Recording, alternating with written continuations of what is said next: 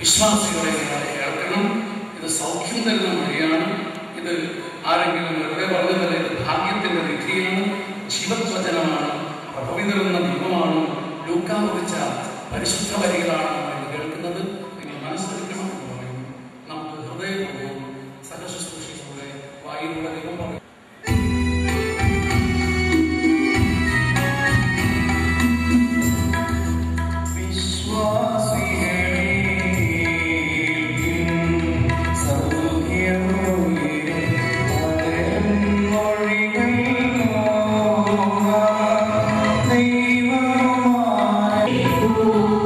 Thank you.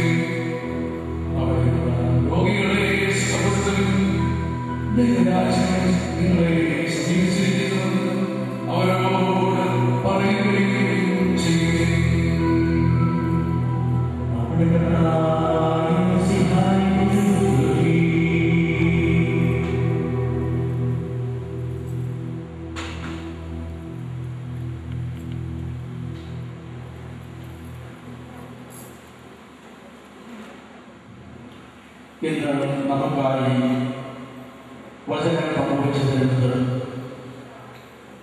വലിയ ബഹുമാനപ്പെട്ട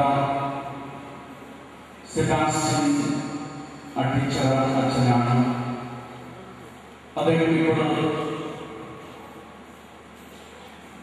CMI സഭയിലെ തിരുവനന്തപുരം പ്രോവിൻസിന്റെ വികാർ പ്രൊവിൻഷ്യലായി സേവനമനുഷ്ഠിക്കുന്നു.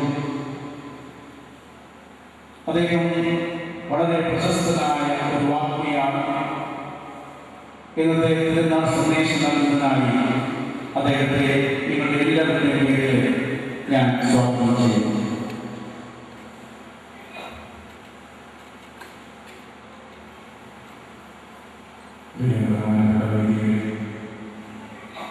സമർപ്പിത സഹോദരങ്ങളെ, പ്രിയ മാതാപിതാക്കളെ, സ്നേഹിതരെ, കുഞ്ഞുങ്ങൾ, പെരുന്നാളിന്റെ മംഗള പ്രാർത്ഥനകൾ ഏവർക്കും സ്നേഹപൂർവ്വം ആശംസിക്കുന്നു.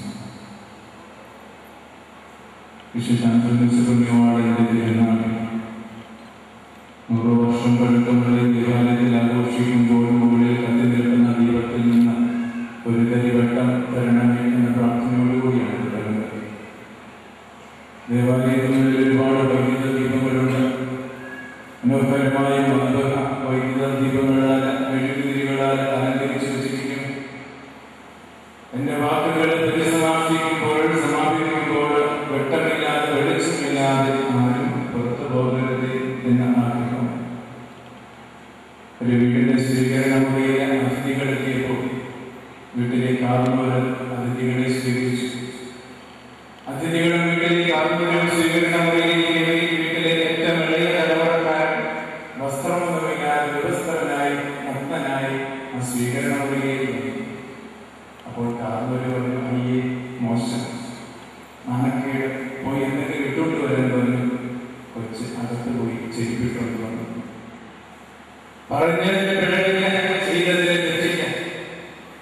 കുഞ്ഞ് നഗ്നനായിട്ട് വന്നപ്പോൾ കാർന്നവർക്ക് അഭംഗി തോന്നിയത് കൊണ്ട് അപ്രകാരം പറഞ്ഞു, എന്റെ വാക്കുകൾ തിരിയുമ്പോൾ ഈ കുഞ്ഞിനെ പോലെ നിങ്ങളും പെരുമാറും നഗ്നരായതുകൊണ്ടല്ല.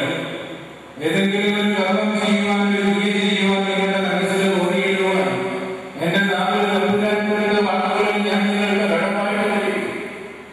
ഒരു പ്രബലമായ അന്തോന്യവാളോടുള്ള വലിയ അപരാധമായിട്ട് ഞാൻ നിർമ്മിച്ചിരിക്കുന്നു.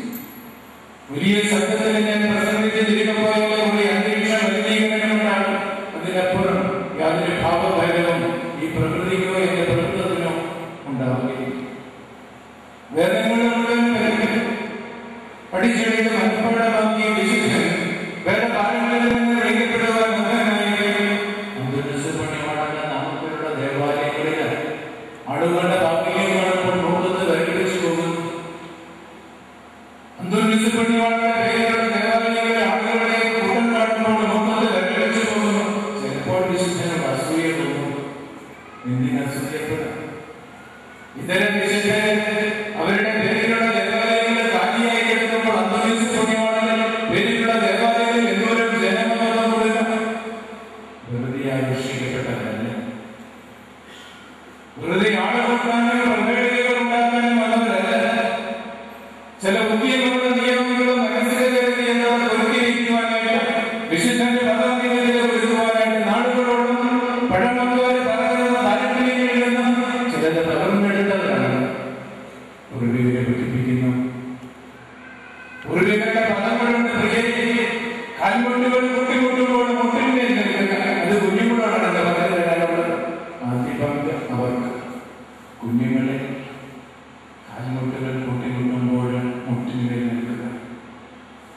ക്രൈസ്തവ പാരമ്പര്യമനുസരിച്ച്, കത്തോലിക്ക വിശ്വാസമനുസരിച്ച് മുട്ടിന്റെ നിന്നുകൊണ്ടുള്ള പ്രാർത്ഥനകൾ, അത് പ്രത്യേകിച്ച് മുട്ടിലിരിക്കുന്ന ഈ ഇളം തലമുറക്കാരുടെ പ്രാർത്ഥനകൾ വേഗം സ്വർഗത്തിലെത്തും. കുഞ്ഞുങ്ങളുടെ പ്രാർത്ഥനയാണ് അതുപോലെ വേഗം കേൾക്കുക, ഫലപ്രാപ്തി എത്തിക്കുക എന്നൊരു വിശ്വാസമുണ്ട്. നിർമ്മലമായ സുതാര്യമായ മനസ്സുകളെ പ്രാർത്ഥിക്കുമ്പോൾ അപ്രകാരം പ്രഭാഷകനായ പ്രസംഗകനായ പണ്ഡിതനായ പ്രസംഗകനായ ഒരു മാത്രമേ ജീവിതമെന്ന പരമാനന്ദമെന്ന് പഠിപ്പിച്ച കവികൾ നമ്മുടെ നാട്ടിലുണ്ട്. അവരും പഠിപ്പിക്കുന്നു കരുണ വേണ്ട മനസ്സിന്. പക്ഷേ പ്രകൃതമാക ദുർഗന്ധമാണ്. കനിവ് പറ്റ കരടുകൾ ചത്തതാണ് ദുർഗന്ധമുണ്ടാകുന്നു.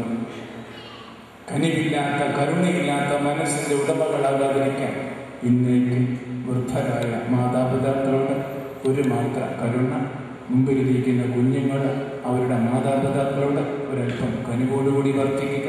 പ്രിയ മാതാപിതാക്കളെ, നിങ്ങളും നിങ്ങളുടെ കുഞ്ഞുങ്ങളോട് ഒരല്പം കരുണയോടുകൂടി വർത്തിക്കുക. ഉടഞ്ഞു പോകുന്ന മൺപാത്രങ്ങളാണ് നിങ്ങളുടെ കൈകളിൽ നൽകപ്പെട്ടിരിക്കുന്നത്. ഉടഞ്ഞു പോകുന്ന മൺപാത്രങ്ങളാണ് നിങ്ങൾക്ക് നൽകപ്പെട്ടിരിക്കുന്നത്. ഭൂമിയിൽ ഒരു വിവാഹിതന്റെയും അവകാശമല്ല കുഞ്ഞുങ്ങൾ, തമ്പുരാന്റെ ദാനമാണ്. ഭൂമിയിൽ ഒരു വിവാഹിതന്റെയും അവകാശമല്ല, തമ്പുരാന്റെ ഔദാര്യമാണ് കുഞ്ഞുങ്ങൾ. സ്വർഗവും ഭൂമിയും തമ്മിൽ ബന്ധിപ്പിക്കുന്ന കുഞ്ഞുങ്ങൾ കണ്ണികളാണ് അവരെന്ന് ആംഗലേയ സാഹിത്യത്തിലെ കഥകൾ പറഞ്ഞു തന്ന കവികൾ പഠിച്ചു തന്നു. ഓട്ടൽ ഇമ്മോർട്ടാലിറ്റി എന്ന കവിതയിൽ വില്യം വേഴ്സ്വർത്ത് പറഞ്ഞു തരുന്നുണ്ട്, ഈ കുഞ്ഞുങ്ങളൊന്നും മലക്കമരാണ്. ഭൂമിയിൽ പിറന്നു വീണപ്പോൾ മനുഷ്യരുടെ പ്രകൃതമായി സ്വർഗവും ഭൂമിയും തമ്മിൽ ബന്ധിപ്പിക്കുന്ന കണ്ണികളിൽ കുഞ്ഞുങ്ങൾ. അവരുടെ മുമ്പിലും പ്രണാമം പറഞ്ഞു. അവർക്കും നമോവാദം ചെല്ലാൻ ആദരവോടുകൂടി അത്ഭുതത്തോടുകൂടി കാണേണ്ട പ്രതിഭാസങ്ങൾ വിശുദ്ധന്റെ മധ്യസ്ഥത്താൽ നിങ്ങളുടെ പ്രാർത്ഥനകളുടെ സ്വർഗത്തിൽ കേൾക്കപ്പെടട്ടെ. നിങ്ങളുടെ നിയോഗങ്ങൾ തമ്പുരാൻ നിവർത്തിതമാക്കി തരട്ടെ. ഒരു മാത്രം കരുണയാവുക, അല്പം കൂടെ കാവല് നിൽക്കുക. നിങ്ങളുടെ കയ്യിലുള്ളത് കരുതലാണെന്ന ഭാവനയോടുകൂടി അറിവോടുകൂടി ബോധ്യത്തോടുകൂടി തമ്പുരാന് നന്ദി ചൊല്ലാം. പിതാവിൻ്റെയും പുത്രൻ്റെയും പരിശുദ്ധാത്മാവിൻ്റെയും നാമത്തിൽ ആമേൻ.